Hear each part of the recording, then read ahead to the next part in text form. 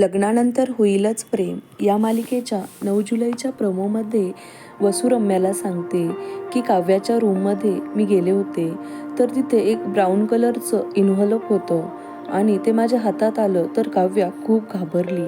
म्हणजे त्या इन्व्हलपमध्ये नक्कीच काहीतरी आहे आणि आपण त्याचा शोध घेतलाच पाहिजे. त्यावर रम्या म्हणते, आता तर मी शोधूनच काढणार की त्या इन्व्हलपमध्ये नक्की आहे तरी काय. तर दुसरीकडे जीवा आणि काव्या नंदिनी आणि पार्थला इम्प्रेस करण्याचा एकही चान्स सोडत नाही.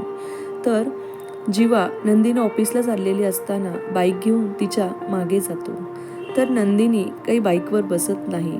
तर तेव्हा जीवा म्हणतो, अगं चालून चालून दमशील, आनंद निवास खूप लांब आहे आणि तू आजारी पडली तर मलाच तुझी काळजी घ्यावी लागेल. मला आवडेल तशी तुझी काळजी घ्यायला, पण आत्ता तू माझ्या बाईकवर बसली तर जास्त आवडेल. प्लीज बस ना नंदिनी. पण नंदिनी काही बाईकवर बसत नाही. तर दुसरीकडे अनिशा काव्याला म्हणते की पार्थ हे त्याची वाट वाकडी करून तुला न्यायला इकडे येणार नाही.